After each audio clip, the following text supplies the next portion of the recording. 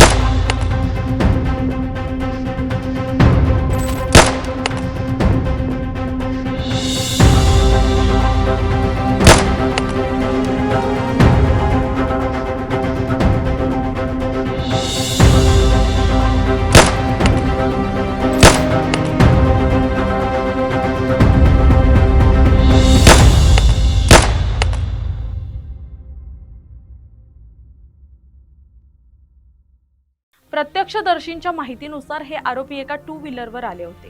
त्यातील एकाने खाली उतरून तर एकाने गाडीवर बसूनच एजे फर्निचर मॉलवर बेधुंद गोळीबार केला। अंदाजे 8 ते 9 गोळ्या फायर केल्याची शक्यता वर्तवण्यात आली आहे। दोघांनी प्रत्येकी 3 ते 4 गोळ्या झाडल्याचं सीसीटीव्हीत दिसतंय। आरोपीने दुकानाचा बोर्ड आणि नावाला टार्गेट केलं होतं, त्यामुळे सुदैवाने कुणीही जखमी झालं नाही। मात्र अवघ्या काही सेकंदात गोळीबार करून हे आरोपी घटनास्थळावरून पसार झाले। या घटनेनंतर परिसरात तणावाचं वातावरण निर्माण झालं, तसंच व्यापाऱ्यांमध्येही दहशत निर्माण झाली। स्थानिकांकडून तातडीने पोलिसांना कळवण्यात आलं। पिंपरी चिंचवड पोलिसांनी घटनास्थळी धाव घेत तपास सुरू केला असून फॉरेन्सिक टीमनंही पुरावे गोळा केले आहेत। साधारणतः 9:20 वाजताच्या दरम्यान या ठिकाणी जे फर्निचर मॉल आहे या ठिकाणी 2 अज्ञात इसम जे 2 व्हीलरवरून आले होते आणि त्या 2 व्यक्तींनी त्या ठिकाणी एजी फर्निचर मॉलच्या नावाच्या दिशेने त्या ठिकाणी स्वतःकडे असलेल्या ज्या पिस्टलमधून काही त्याच्यामधून काही राऊंड फायर केले आणि ते बाहेरच्या दिशेने निघून गेलेले आहेत।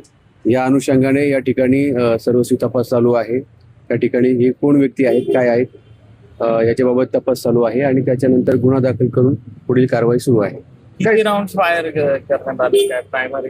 साधारणतः प्रत्येकाने एक 3-4 राऊंड फायर केलेले आहेत। त्याच्याबाबत सुद्धा आपण फॉरेन्सिकची व्हॅन आलेली आहे, त्याच्याबाबत पण आपला तपास चालू आहे।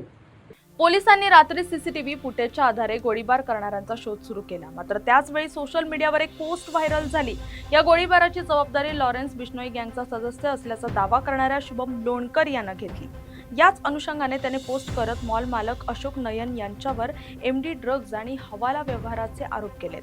तसंच हा फक्त ट्रेलर आहे, पुढची गोळी थेट डोक्यात घालू अशी थेट धमकी देण्यात आली आहे। त्याचबरोबर या पोस्टमध्ये वीर फर्निचरशी संबंधित मुकेश सहराना यांनाही जीवे मारण्याची धमकी देण्यात आली आहे। त्यामुळे व्यापारी वर्गात भीतीचं वातावरण आहे। मात्र ही पोस्ट खरी की बनावट याची सत्यता पोलिसांकडून पडताळली जातेय। पिंपरी चिंचवड पोलीस सध्या अलर्ट मोडवर असून या गोळीबारामागे खंडणी गँग वॉर की आणखी कोणतं कारण आहे? गोळीबाराचा संबंध खरंच बिश्नोई गँगशी आहे का? व्हायरल पोस्टमध्ये केलेले आरोप खरे आहेत का? याचा तपास केला जातोय। मात्र या घटनेमुळे पिंपरी चिंचवडच्या सुरक्षेचा प्रश्न पुन्हा एकदा ऐरणीवर आलाय। तुमची car, electric panel, data server आगीपासून सुरक्षित आहे का? नाही? मग आजच बसवा F protect temperature activated fire suppression device.